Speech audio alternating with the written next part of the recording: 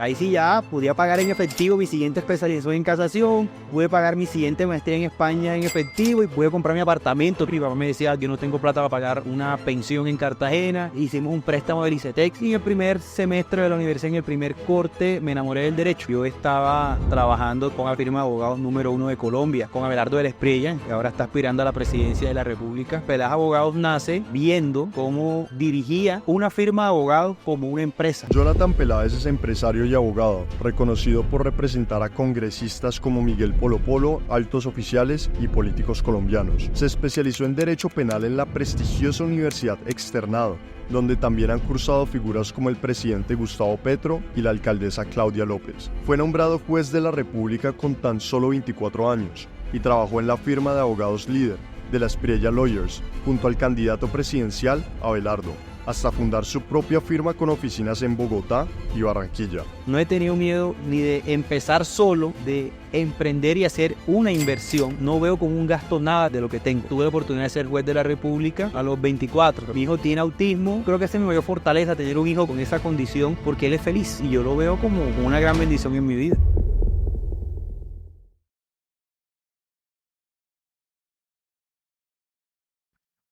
Mi hermano, muchísimas gracias por estar acá, aprecio el tiempo. Entonces, para darte un poquito de contexto empezando el podcast y para darle contexto también a los viewers. Todo el propósito de este podcast, y como lo vamos a enfocar, es en los esquemas mentales. Entonces, nuestra tesis y la metodología, como te comentaba ahorita, es que la mayoría de pronto de personas se enfoca es cuál es el truco, cuál es la táctica para salir adelante, para tener éxito, para destacar en una disciplina en específico. Sin embargo, lo que realmente consideramos que hace a las personas exitosas es cómo piensan esas personas, cómo toman decisiones bajo estrés, cómo resuelven problemas, cómo toman decisiones. Entonces, esos son precisamente los esquemas mentales que queremos mostrar de personas como tú, que tienen éxito en su disciplina respectiva. Entonces, esa va a ser como todo el foco del podcast. Y habiendo dicho eso, mi hermano, entonces lo primero que te quería preguntar, con un poquito de contexto para la audiencia, es el tema de describir el presente de Peláez Abogados y Asociados. ¿En dónde están en este momento? Como para establecer contexto y empezamos esto. Bueno, muchas gracias a ti por la invitación. Pelaje Abogados y Asociados nació hace aproximadamente 6 años, cuando yo estaba trabajando todavía en otra firma de abogados, con Abelardo de la Espriella, en de la Espriella Lawyers Enterprise, que es la firma de abogados número 1 de Colombia. Entonces, nace allá porque al ver yo o al estar con una persona tan exitosa como lo es Abelardo de la Espriella, una persona que es empresario y ahora está aspirando a la presidencia de la República, él estableció 3 sedes en Colombia y una sede en Miami.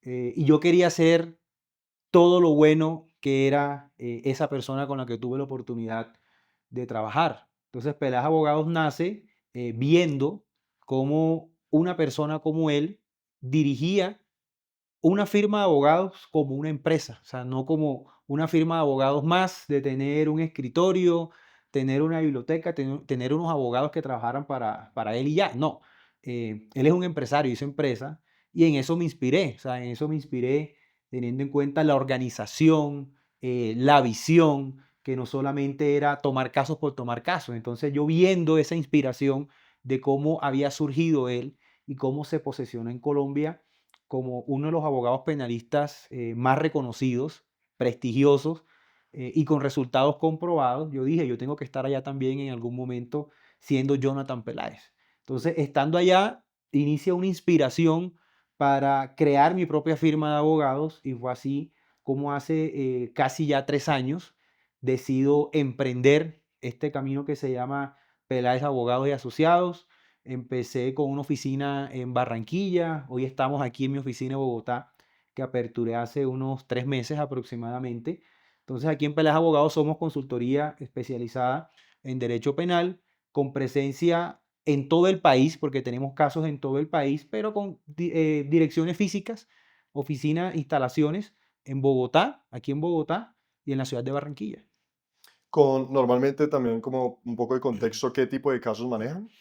Aquí somos especialistas, o nuestro fuerte es el derecho penal y la casación penal, o sea, todo lo que tiene que ver con la defensa de personas que son investigadas por delitos y que investiga la fiscalía aquí los defendemos. Que también tenemos otras áreas como el derecho civil, el derecho de familia, el derecho comercial. Nuestro fuerte es el derecho penal porque yo tengo una formación, una experiencia de más de 15 años dedicados al derecho penal, específicamente en defensas de personas que son investigadas por delitos contra la administración pública, delitos contra el orden económico y social como el lavado de activos, el enriquecimiento ilícito. Entonces nos hemos especializado en defender personas que son procesadas por delitos de alto impacto.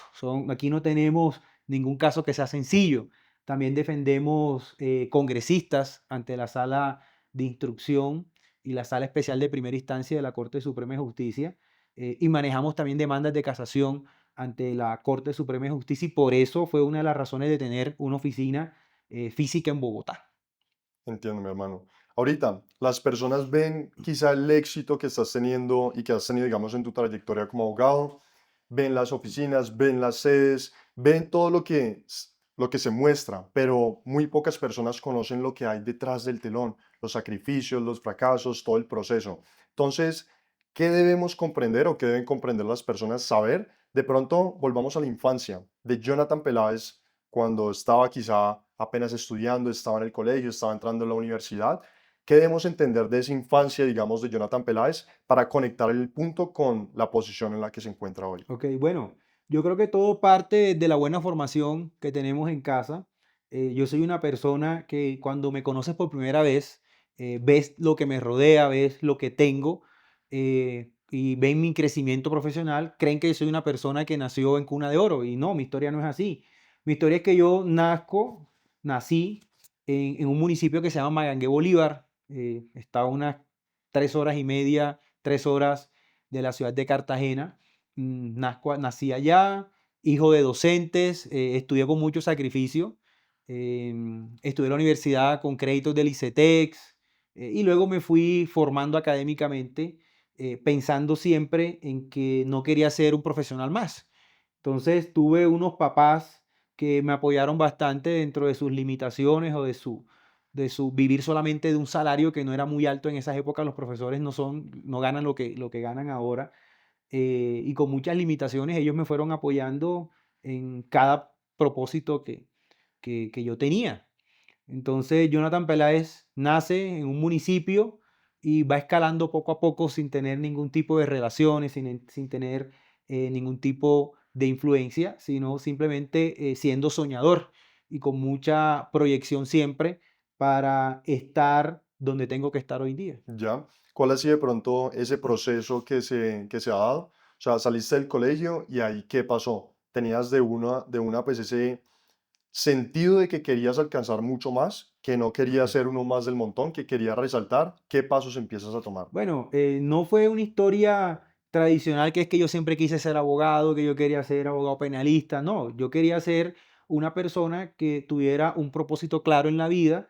No me gustaba el derecho, esto es algo que creo que nunca he dicho, no me gustaba el derecho, a mí me gustaba era todo el tema empresarial. Bueno, aunque ahora mismo soy empresario también, pero me gustaba todo el tema empresarial. Yo empecé estudiando ingeniería industrial un semestre, no me gustó la ingeniería industrial por diversas cosas y por descarte empecé a estudiar derecho y mira por dónde voy.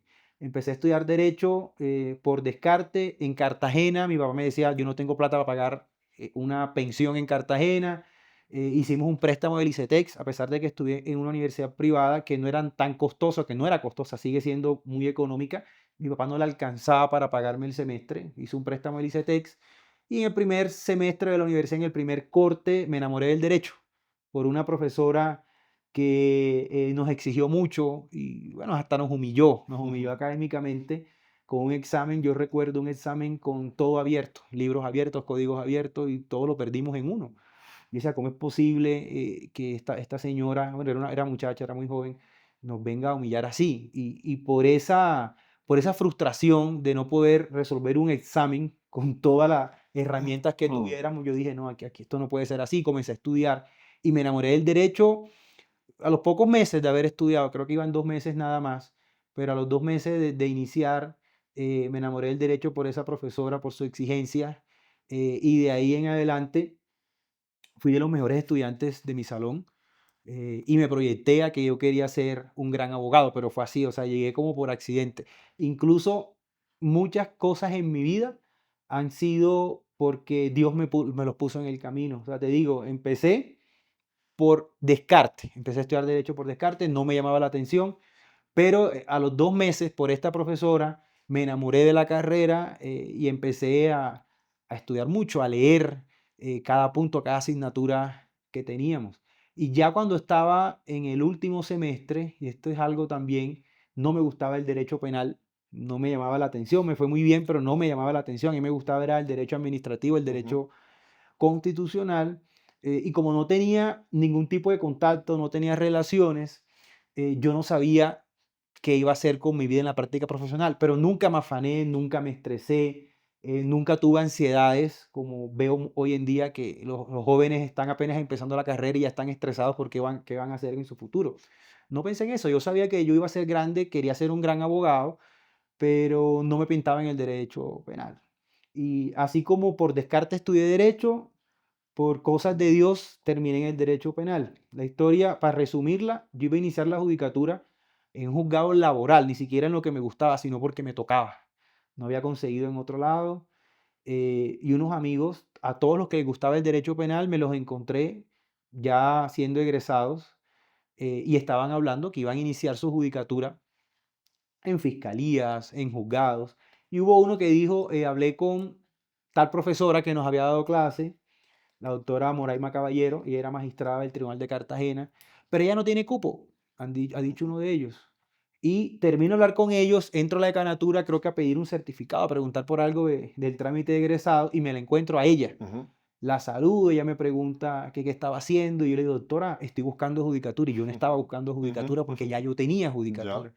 Y ella me dice, no tengo en estos momentos un espacio, pero preséntate, me dio una cita como para 3 semanas.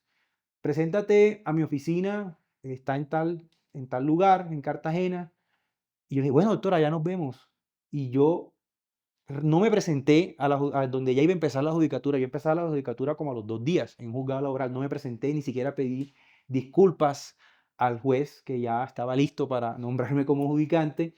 Cumplí mi cita con la magistrada, con mi profesora, me recibió, me hizo muchas advertencias pues de lo delicado que era el asunto y viendo la exigencia de ella, que era una señora, sigue siendo una señora de mucho prestigio, yo dije, doctora, la verdad yo quiero, me ha motivado usted más. Cuando ella me habló de todo lo que significaba estar ahí, me motivé, inicié con ella y gracias a esa casualidad que me la encontré en la decanatura ese día y que se me dio por preguntarle, no sé por qué, porque no tenía en mi mente ni que me la iba a encontrar, ni que ella me iba a decir que sí.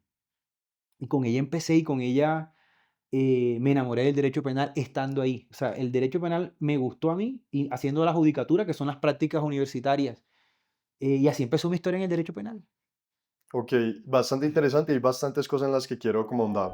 Si pudieras hacerme un favor y comprobar si ya estás suscrito a este canal, te lo agradecería muchísimo. Solo toma un segundo. Es un gesto simple y gratuito, pero con un impacto enorme en la misión que tenemos de ayudar a 100 millones de latinos a pensar con mayor claridad, tomar mejores decisiones y alcanzar sus metas a través de los esquemas mentales de los más exitosos. Muchos de ustedes conocen a Tengo un Plan, de Instinto, Compuestos y otros grandes podcasts de emprendimiento. Sabemos que la vara es alta. Nuestro compromiso contigo es claro. Una vez te suscribas, seguiremos elevando el nivel de cada conversación, trayendo invitados de talla mundial y compartiendo aprendizajes que difícilmente encontrarás en otro lugar. Gracias por suscribirte. Nos honra que estén acá. Realmente lo valoro.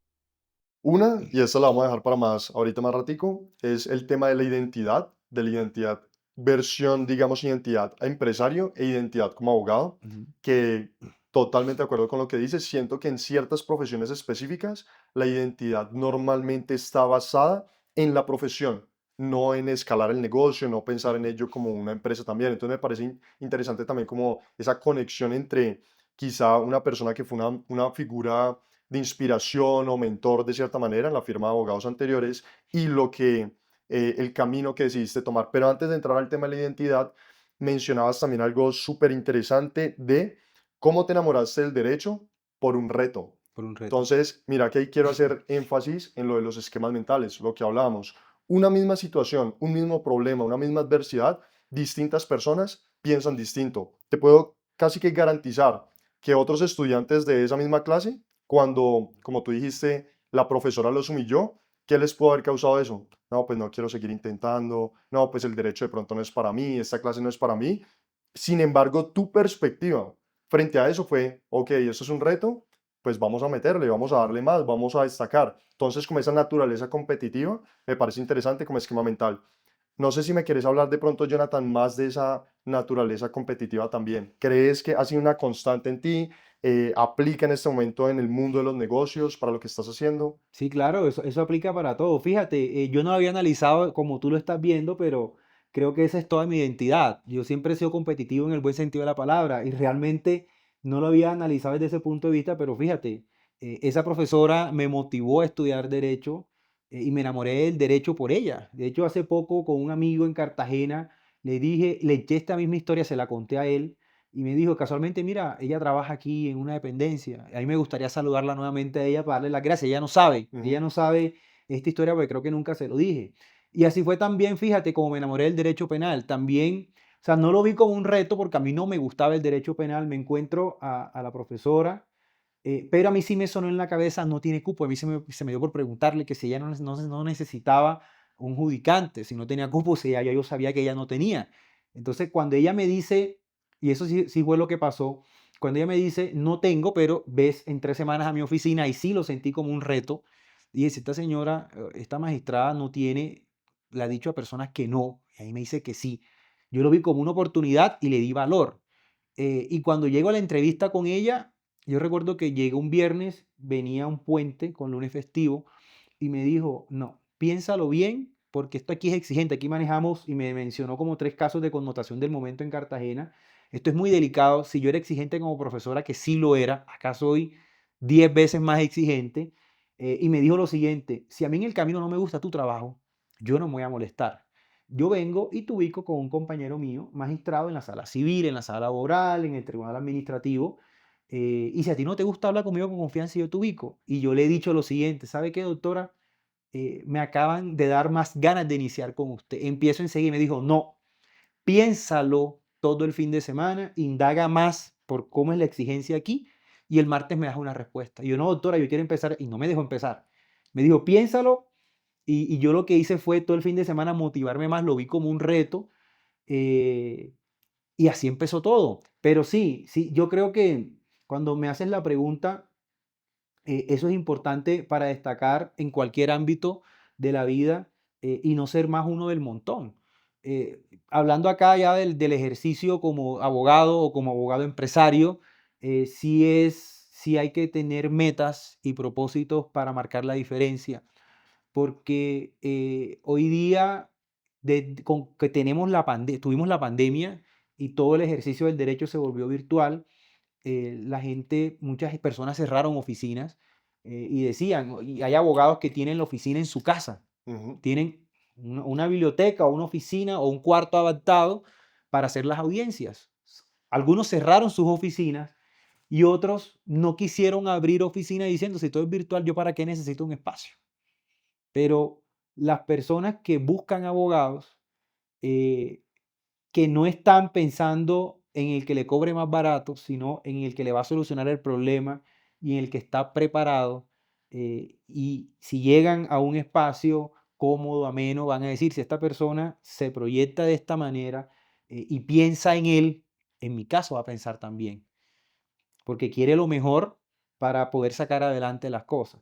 Entonces, cuando yo monté mi primera oficina en Barranquilla, me decían, estás loco, si te está yendo súper bien donde estás ganando dinero, ¿para qué te vas a complicar montando una oficina y si no te contrata nadie? Pero yo nunca lo vi así, o sea, yo sabía quién era yo sabía la preparación académica que tenía, em, y había visto una inspiración y vi más o menos cómo se manejaba el negocio. Yo lo que hice fue imitar lo bueno, ¿no? Coger todo lo bueno para adaptarlo a mi estilo y poder montar mi oficina. Y me decían, pues el litigio es difícil. Y yo dentro de mí, qué corto de mente eres, pero no se lo podía decir en su cara, ¿no?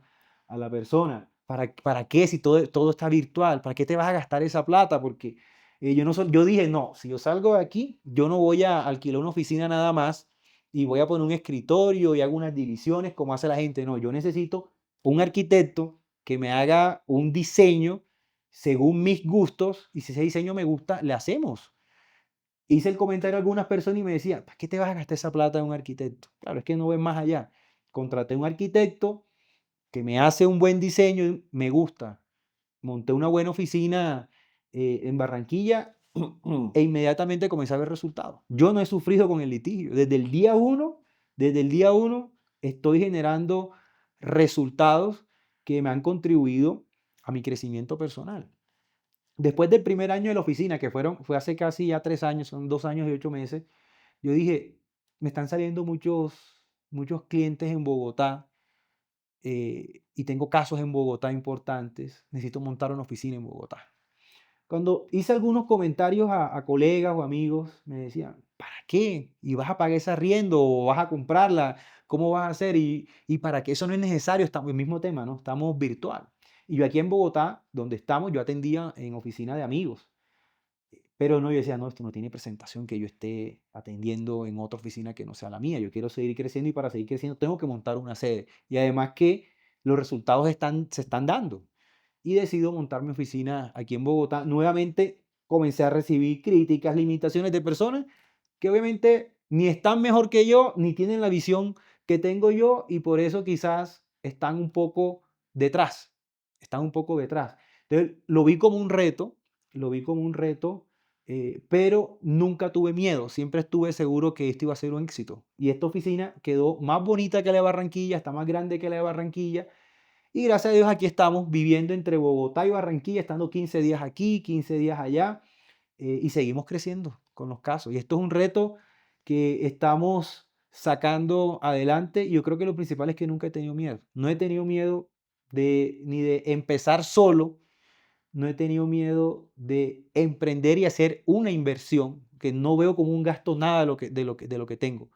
No veo como un gasto lo que me costó la oficina de Barranquilla, no veo como un gasto lo que me costó la oficina de Bogotá, que tampoco lo quise hacer como lo hacen muchas personas. Voy a poner un escritorio, voy a poner unas divisiones en vidrio, porque ser abogado y decir quiero esto así y tirárselas de arquitecto cuando tú no eres Ujú, arquitecto, eso no ujú. creo que no es lo correcto, cada quien en su rol. Yo busqué otra vez el mismo arquitecto de Barranquilla que me hiciera el diseño y me hiciera todo, que yo no tuviera que ir a Home Center a comprar una bolsa de cemento. Simplemente que me gustara el tema, pago y ejecutar. Cada loco con su especialidad. Sí, sí. La verdad, hay muchísimos puntos en los que quiero entrar. Uno, destacar a nivel general la mentalidad. Hay muchos nuevamente esquemas mentales que te hacen lo que vos sos, Jonathan, y que hacen a las personas que destacan en sus disciplinas. Entonces, quizá algunas personas lo pueden ver como mayor tolerancia al riesgo, donde unas personas ven limitación, vos puedes ver oportunidades y eso te ayuda con tu crecimiento. El tema, pues, como decir, sin miedo, para adelante, creciendo, ver las cosas como una inversión y no como un gasto, entonces tener la perspectiva correcta frente a las cosas. Hay algo interesante que dijiste, no quería ser del montón. Y siento que, bueno, eso es lo que yo asumo por observación, que pasa muchas veces. Hay unas personas que no desean ser del montón, pero no saben qué hacer, no saben por dónde empezar. Y también está el otro grupo de personas que quizá ni siquiera nunca se lo había planteado así, como que simplemente están flotando y tomando trabajos, pero no se han preguntado como que, ve, estoy siendo alguien del montón. No tienen de pronto ese deseo que quizá tú sí tenías de manera intrínseca o no tienen esa motivación para hacer más. Entonces, ¿qué consejos le podríamos dar a cada uno de esos grupos de personas? El que sabe ya que no quiere ser del montón, pero no sabe por dónde empezar, y el que todavía no sabe que es del montón, pero con eso que le acabas de decir, puede que los despierte y bueno, generar esa motivación. Bueno, yo creo que lo primero es que en lo que estén haciendo y en lo que quieran proyectarse, tienen que ser en algo que les guste. O sea, en algo que les guste y en algo que destaquen. No ponerse a seguir modas ni tendencias, porque si tú sigues una moda o una tendencia simplemente para tú hacer lo mismo o destacar en algo, no te va a funcionar. Porque lo principal es que eso te guste, tiene que gustarte. Si a ti no te gusta lo que haces, no lo vas a poder hacer bien, no vas a poder tener resultados. Y si tú sigues una tendencia, o una moda, vas a fracasar. Vas a fracasar. No hay otra salida diferente o otro resultado al fracaso porque no lo estás haciendo por convicción, sino porque otra persona lo está haciendo. Y siempre tenemos que ir un paso más adelante. Siempre tenemos que ir un paso más adelante. Te voy a contar, ahí me regreso un poquito más atrás. Ahí me regreso por allá hace como 12 años, que no estaba yo en el litigio porque yo llevo 15 años de experiencia, 15 años trabajando, pero yo estuve 7 años en la rama judicial y hace 8 años estoy en el litigio. Y en esos 7 años de la rama judicial tuve la oportunidad de ser juez de la República, muy joven. Y yo lo que hice fue aprovechar las oportunidades que tenía, porque ¿A qué edad fuiste juez, a los Jonathan? 24, Los 24 ya. cuando las personas entran en una comodidad, en una zona de confort, ya sienten que lograron las cosas. Y yo recuerdo que yo fui juez y yo tenía una especialización que también hice con un préstamo al banco, recuerdo la vivienda, una libranza. Me vine para acá a Bogotá a estudiar al externado la especialización en ciencias penales y criminológicas. Y recuerdo que un gran amigo, que sigue siendo amigo mío, me dice, cuando yo le dije, ahora quiero hacer una maestría. Y te estoy hablando de 12 años atrás, muy poca gente hacía maestría. Ahora es muy fácil hacerla porque hay muchas oportunidades, incluso hay maestrías virtuales. O sea, todo está muy fácil ahora. Y recuerdo que en esa época muy poca gente hacía maestría y la maestría la relacionaban con ser profesor o ser docente. Entonces ya yo era juez, tenía mi especialización del externado, estaba pues bien ubicado y yo dije, quiero hacer una maestría. Hice un préstamo del CETES para la maestría, entre otras cosas. Y me decían, ¿para qué vas a hacer ese gasto? Yo no lo veía como gasto. Yo decía, muy poca gente tiene maestría y yo quiero seguir surgiendo. Pero ¿para qué si tú no vas a ser profesor o tú no eres profesor? Y yo no, pero es que yo quiero seguir teniendo una formación académica y quiero tener un plus de diferencia, porque aquí la mayoría son especialistas, algunos ni eran especialistas, y en esa época cuando yo hice la maestría, entre otras cosas, fue la primera promoción de la maestría en Derecho Penal de la Libre en Barranquilla. Em, Me decidí, hice mi préstamo, me endeudé, decían que eso era un gasto, o sea, no, esto es una inversión porque esto me va a servir. Y así eché para adelante, o sea, no escuché las voces, entre otras cosas, tú tampoco puedes escuchar todas las voces.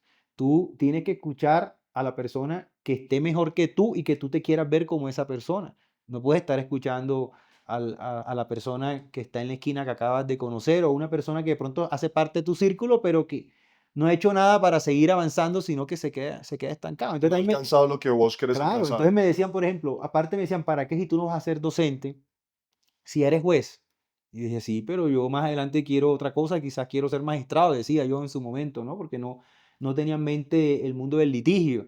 Dice, yo quiero ser magistrado y para ser magistrado hay que estudiar y necesito seguir estudiando. Y así fue como hice ese otro préstamo, porque todo ha sido con préstamos para seguir avanzando y hoy día estoy recogiendo los frutos de todo eso. Ahorita, algo que yo destaco de vos desde que nosotros nos conocimos pues en Barranquilla, ya cuando estábamos viviendo en la unidad, en Barranquilla, por Río Mar. Pregunta, algo que destaco de vos, Jonathan, que siempre se nota en la manera en la que hablas, cómo te expresas, lo que nos estás contando, tu historia, es la confianza. Todo lo haces como bastante, como grounded, como en tu firme, en tu posición, con confianza, lo que estás mostrando y hablando también de tu mentalidad y alta tolerancia de pronto al riesgo, ves las cosas como inversiones. Uno, ¿de dónde crees que nace esa confianza en tu caso? Y dos, ¿qué consejo le puedes dar quizá a las personas que están en ese proceso de construir su confianza profesional, empresarial, personal? Bueno, es una respuesta difícil de contestar, ¿verdad? Esa pregunta es difícil de contestar con una respuesta de pronto uniforme, pero lo cierto es que es algo que he ido construyendo con el tiempo. Yo era una persona muy insegura, yo era una persona de baja autoestima y quizás el reto de ser una persona sobresaliente, fui construyendo poco a poco la confianza en mí. O sea, la verdad sí, no me ha dado miedo cada paso que he dado. Incluso ahora que hablas de la confianza, cuando presté para mi primera especialización, mira cómo fue la historia, para que tú veas el tema de la confianza en mí. A mí, la magistrada que te cuento que hago la judicatura, cuando yo termino la judicatura, tuve la oportunidad en que ella me sugiriera para mi primer trabajo, me hiciera una recomendación. Ella me hace una recomendación, yo termino la judicatura, salgo inmediatamente con trabajo y me dicen, que ese trabajo nada más es como por 3 meses porque era un puesto provisional, había un concurso, alguien de una lista elegibles pendiente. Y yo con esa, yo nunca sentí preocupación. Yo decía, no, 3 meses, después hago otra cosa y seguramente me va a ir bien. Hice un préstamo a 2 años con un banco que no sé ni por qué, pero bueno, es que mi nombramiento o sea, decía provisional indefinido, pero realmente era por corto tiempo porque había una persona que lleva en propiedad para mi puesto. Y yo me proyecté así, o sea, yo dije, no, yo voy a hacer ese préstamo porque yo quiero estudiar en Bogotá en el externado para marcar la diferencia, porque en esa época no era tan fácil de pronto venir a Bogotá a estudiar porque los tiquetes no costaban 100.000 pesos o 90.000 como pueden costar ahora. En esa época coger avión era más difícil, hace 16, 15 años, porque eso fue en el 2010. Y recuerdo que mis compañeros de trabajo se matricularon en una universidad en Cartagena para la misma especialización que yo. Y me dijeron, ¿tú qué vas a hacer a Bogotá? Estás loco. O sea, te cuesta más allá, tienes que pagar tiquetes de avión, tienes que pagar hotel. Si aquí tenemos una universidad en Cartagena que nos está ofreciendo el mismo título. Y decía, sí, pero es que el externado es número uno en derecho penal. Yo tengo que estudiar en la mejor universidad de derecho penal. Cuésteme lo que me cueste. Hice un préstamo a ciegas y conté con la ayuda de mi papá que uno que otra vez me daba para los tiquetes, ¿verdad? Pero hice préstamo para poder hacer la primera especialización sin saber en cuánto tiempo iba a demorar en ese trabajo. Yo lo que sí tenía claro era seguir mi intuición, ¿no? Terminas ese puesto, ya tienes una experiencia corta, pero tú eres bueno en esto. Yo sabía que ya viéndome en la práctica, en la judicatura y en mi primer trabajo, yo sabía que había nacido para ser penalista. Ahí sí descubrí mi vocación. Dije, le tengo que apostar todo a esto. Hice mi préstamo a ciegas. Afortunadamente el puesto, el nombramiento se extendió y después salté a trabajar con un magistrado en el tribunal, ya no como judicante, sino como auxiliar de ese magistrado, su mano derecha, y ahí empezó mi historia. Pues trabajé con un par de magistrados más y empezaron a ayudarme como juez en provisionalidad, pero como juez de la República unos 4 años casi. Y estando como juez, también te digo, me arriesgué para hacer un préstamo del ICETEX para la maestría, bueno, y todo fue así, viéndolo como una inversión, Mm. pero siempre confiando en mí, ¿sabes? Eso lo construí con el tiempo, o sea, eso lo construí y siguiendo mi intuición, a veces a ciegas. Si echo para atrás, digo que de pronto una que otra decisión la pude haber tomado quizás de manera irresponsable, porque uno tiene que medir a veces los riesgos, pero no me arrepiento, la verdad no me arrepiento. Y recuerdo que cuando di el salto ya para el litigio, tuve reuniones con varios colegas y colegas mujeres que tenían oficina y me decían, litigar es difícil, ¿verdad? Yo le decía, la verdad no. Entonces alguien me dijo, oye, pero te escuchas como prepotente. Y decía, pero es que yo cómo te voy a decir mentiras si me está yendo bien.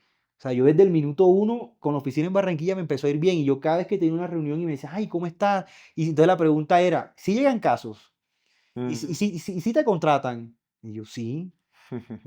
Pero es difícil litigar y yo, no, para mí no ha sido difícil. Gracias a Dios no ha sido difícil porque salí con una buena experiencia en el litigio donde estaba antes y ya con una buena formación académica además. Y creo que la experiencia en la rama judicial, yo le debo todo a la rama judicial. Yo sin Ya. esa experiencia en la judicatura como empleado y como juez, no tuviera las capacidades y cualidades que tengo hoy día como buen abogado litigante que soy. Excelente. Aquí varias notas porque varias cosas también a tocar. Entonces, listo. En tema de confianza, de pronto, dándose pues a la audiencia como comprimiendo lo que dijiste, totalmente entonces te enfocas es en, se ha vuelto más una cuestión de historial para ti. Construiste la evidencia a lo largo de los años, te demostraste a ti mismo y construiste esa identidad de cuando yo digo que voy a hacer una cosa, la hago, cuando veo una oportunidad, voy a por ella y a lo largo de 16 20 años de experiencia que llevas, pues simplemente ese es Jonathan, se vuelve parte de tu identidad porque tienes la evidencia tangible que lo demuestra, que eres una persona con confianza que se proyecta así. Ahorita, dijiste antes algo interesante que me gustaría de pronto aclarar y tú puedes ahondar en ello y corregirme si no es el caso. Dijiste, desde el día uno me empezó a ir bien. Siento que eso puede representar como un miedo, quizá para las personas que digan no, pero porque pueden decir las personas, no, pues eso fue suerte, que le vaya desde el día uno. Lo que yo invitaría de pronto al público a considerar es que desde el día uno que empezaste quizá tu práctica, pero el trabajo previo que se hizo en construcción para poder que las cosas salieran así de bien pues es enorme y ya lo has venido mencionando. Entonces, los sacrificios, el estudio, tener la mentalidad correcta, prepararte, destacar desde, digamos, en tus clases. Entonces, todo este tipo de cosas fueron necesarias para que, entre comillas, desde el día uno te empezara a ir bien. Entonces, ¿estarías de acuerdo de eso, con eso? Bueno, es que ahí tengo que de pronto agregar algo adicional. Es que nada, nada es suerte Sí. ni nada es al azar, ¿no? Porque como tú dices, como desde día uno se puede malinterpretar que eso fue Ujú. suerte. No, lo que pasa es que cuando yo empiezo en este mundo, pues a tener mi oficina propia, ya yo tenía un recorrido de 7 años en la rama judicial en la que me dediqué a estudiar y a formarme que me dio una experiencia para cuando yo saliera al mundo del litigio, iba a saber desempeñarme en otro rol diferente, que ya no iba a ser como funcionario público, sino como abogado litigante. Y en esto sí hay algo que hay que decir, que nosotros todos en la vida necesitamos un mentor o unos mentores y un impulso. Obviamente todo depende de ti, porque si tú no sabes aprovechar al mentor, no sabes aprovechar los impulsos que te puedan dar, eso no va a servir de nada. Entonces, cuando yo empiezo, fíjense, mi primera mentora fue la doctora Moraima Caballero, que me dio ese impulso cuando me dio el voto de confianza de permitirme hacer las prácticas con ella, sin yo tener idea, primero no me gustaba el derecho penal y segundo lo que significaba estar en un tribunal, que ibas a tener una formación de altísima calidad si lo sabías aprovechar. Entonces yo lo que hice fue saberlo aprovechar y yo pasé de ser una persona de no tener ningún tipo de relaciones a construir las relaciones con el tiempo sabiendo aprovechar las oportunidades, porque yo llego donde ella y ella me da el voto de confianza porque fui un buen estudiante. Como fui un buen estudiante, conocí una persona que tenía unas buenas relaciones por su posición, ¿no? Entonces, así llego a tener mi primera relación. Entonces, aproveché esa mentora que tuve. Me volví disciplinado con el estudio y me obsesioné, en el buen sentido de la palabra, con seguir mejorando. Y por eso es que yo tomo esos pasos de hacer préstamos para tener mi formación académica y tener una hoja de vida como la que yo hoy tengo.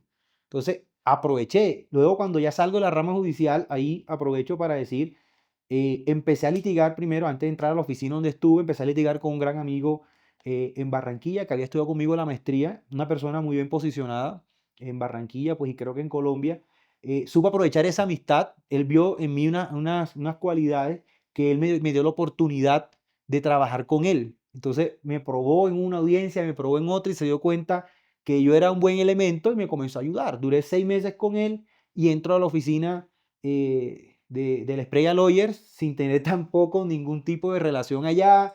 Les gustó mi hoja de vida, alguien habló con Abelardo y con la segunda persona que estaba allá de socio, que me conocieron cuando yo era juez, vieron mis cualidades, dijeron, ese muchacho es. Entonces, llego allá por mis capacidades que formé. ¿Y qué hice yo estando allá? Aproveché los mentores que tuve. Aproveché primero el gran mentor, que era el director de la oficina, y si yo no aprovechaba eso, estaba en nada. Y estando allá seguía estudiando. Ahí sí ya podía pagar en efectivo mi siguiente especialización en casación, pude pagar mi siguiente maestría en España en efectivo y pude pagar mi doctorado, pude comprar mi apartamento, todo eso lo hice allá. Entonces por eso es que la gente me decía, pero si has hecho tanto estando en esa firma que es la número uno en Colombia, una de las mejores en Colombia, has construido tu patrimonio, pudiste comprar tu camioneta también sin hacer préstamos, ya ahí sí no hice préstamos de ahí en adelante. ¿Por qué tú? Y yo, sí, porque es que yo quiero verme también como se ve él, o sea, como un empresario, como un abogado reconocido. Y así doy el salto, pero aproveché la oportunidad que tuve, que llego sin ningún tipo de relación y aproveché la oportunidad para poder seguir avanzando. Entonces, todos necesitamos unos mentores. Entonces, ¿qué consejo doy? Que hay veces que personas se le presentan oportunidades de tener algún tipo de contacto con alguien que esté en una buena posición y no lo saben aprovechar.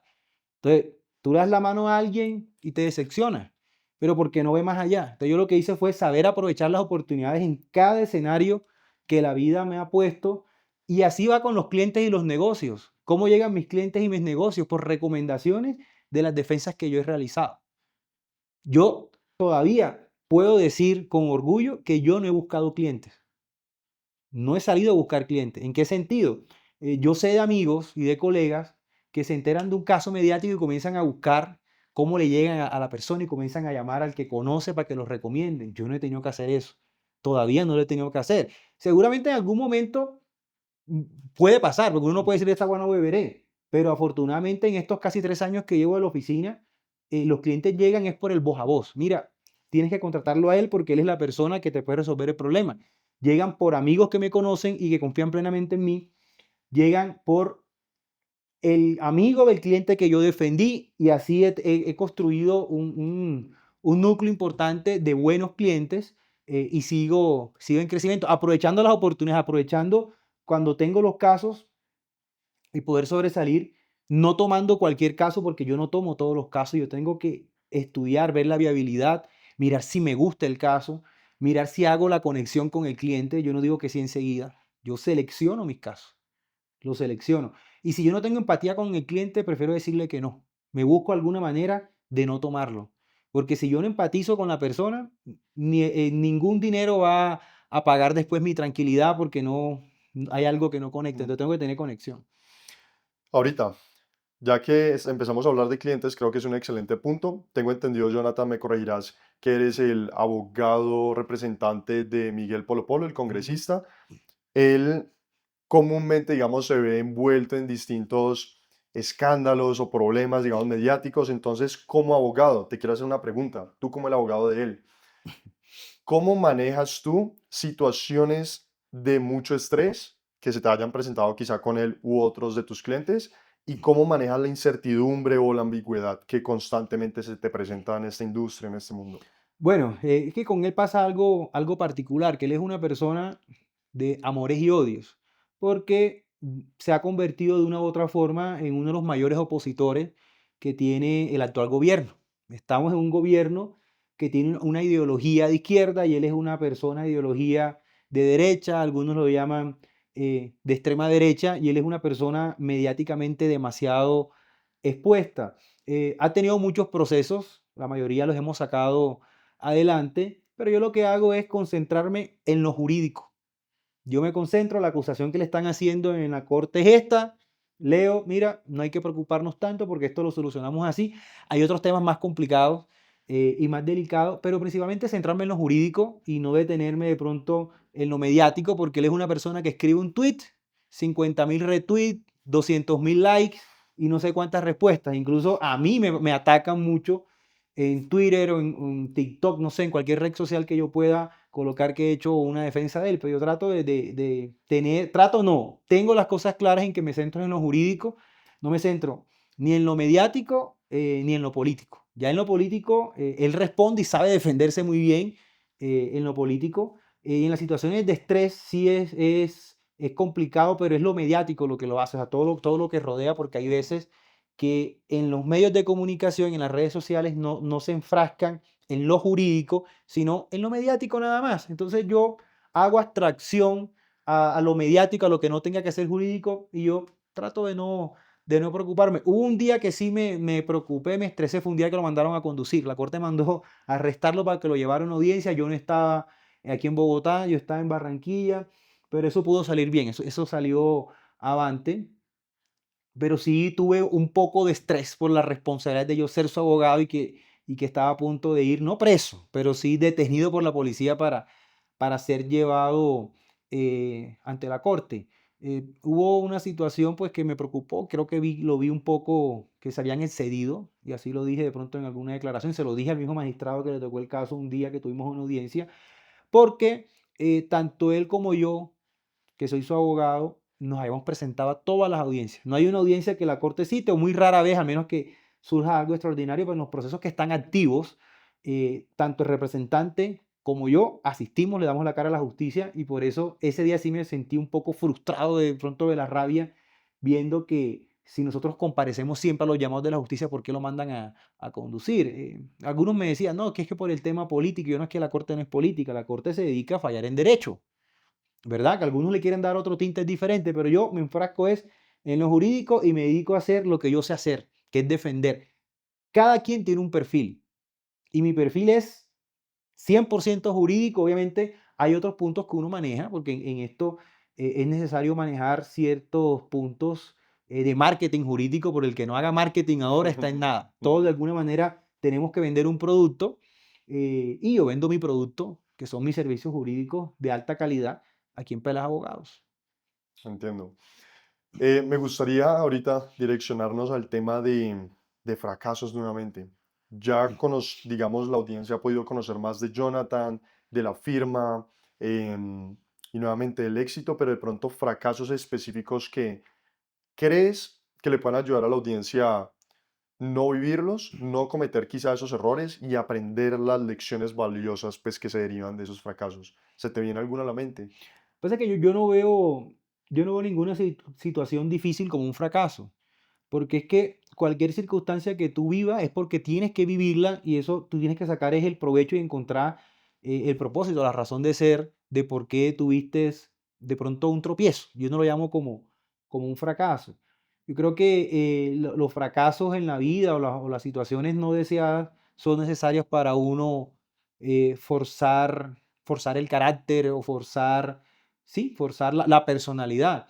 Digamos que hoy en día, y esto ya sí es un tema muy, muy personal, yo creo que ninguna situación, por muy dura que sea en la vida, tú debes asumirla ni con victimismo, ni con lamentación, ni en quedarte en la situación difícil que estás viviendo. Yo tengo una experiencia personal con mi hijo. Mi hijo tiene autismo, él tiene 13 años, y cuando él nació prematuro, duró casi 3 meses en cuidado intensivo, casi se muere. Y es un niño que tiene una condición diferente por ser autista. Y hay personas que ven eso como, a veces cuando me saludan o lo ven, comienzan y se me acercan como con lástima, como que, ay, pero ellos son inteligentes, ay, pero ellos son felices, que ellos son tiernos. Ajá, pero, y me lo dicen así como con una Ujú. preocupación, como con Como lástima, como que, ay, con pobrecito. descendencia. Sí, yo creo que esa es mi mayor fortaleza, tener un hijo con esa condición, porque él es feliz y me hace ver el mundo diferente. O sea, yo teniendo un hijo que tiene una condición diferente, yo puedo vencer cualquier cosa, puedo sortear cualquier situación porque él no sufre, él no sufre, él está 100% feliz y la vida no es perfecta, la vida es de reto, Dios me lo mandó por algo y para algo y aquí estoy siguiendo adelante. Entonces lo pongo como ejemplo, no como un fracaso, sino como una situación que para otras personas puede ser muy difícil. Yo no lo veo con una dificultad, yo nunca he estado triste, yo nunca he sufrido, ni siquiera cuando me dieron un diagnóstico que ni siquiera iba a caminar cuando estuvo en cuidados intensivos por una hemorragia cerebral que tuvo, yo nunca sentí que eso iba a ser así. La mamá sí, como es médico, ella le dio miedo, de mira que va a quedar cuadrapléjico, y mi corazón de papá me decía que no. Pero, o sea, yo sentí algo como he sentido cada cosa que he dado en la vida. Digo, eso no es así, esto va por otro lado". Y yo pongo este ejemplo porque conozco muchos casos de amigos que ni siquiera la familia sabe que sus hijos son autistas.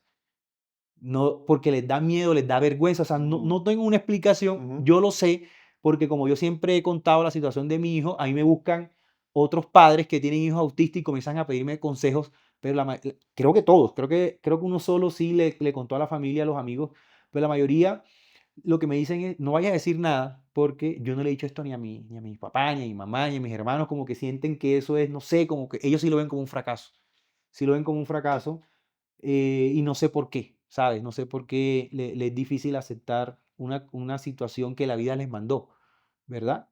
Y yo lo veo como una gran bendición en mi vida. Y de hecho, como comentario interesante, porque si recordás, nos conocimos de cierta manera, fue Ah, por sí, fue por Matías, fue por Matías, Matías, así es. la primera conversación. Entonces, bueno, Jonathan en 30 años, ¿cómo luce la firma? ¿Qué está haciendo Jonathan? ¿Cómo te ves? No, eso está muy lejos, 30 años. Te le voy a poner a 50. No, no, yo me proyecto, no sé, de aquí a 5 años como uno de los abogados con mayor reconocimiento en Colombia. Sí, si bien ya soy muy conocido, pues siempre hay por más. Entonces sí me visualizo en unos 5 años con una firma más consolidada, quizás una sede en otra ciudad, quizás Medellín, por ahí me gusta Medellín, y a conquistar otras tierras. Sí me veo con un equipo jurídico con más abogados, que sean de mi confianza, que sean mis amigos, porque sin amigos esto no puede seguir saliendo adelante. Pero no, 30 años es mucho. Me veo en, 30 años, me veo en 5. 5 años. Listo. Listo, mi hermano. Entonces, antes de hacerte la última pregunta, entonces te explico dos dinámicas que vamos a hacer bastante cortas. Y por cierto, la última pregunta bastante interesante, porque cada que vamos a hacer un podcast, el guest que estamos entrevistando en esa ocasión va a escribir una pregunta al siguiente. Entonces, anteriormente, en la versión anterior, grabamos un podcast en las oficinas de Gummibox. Son unos amigos que tienen unas oficinas increíbles y un producto de gomas, de ventas saludables. Están en Farmatodo y en muchas pues, mayoristas. Y él te escribió una pregunta a ti, no sabía quién era, pero escribió Ujú. una pregunta, entonces ahorita te la vamos a hacer. Antes de hacerte esa pregunta de Manuel, que todavía no sabemos cuál es, dos dinámicas.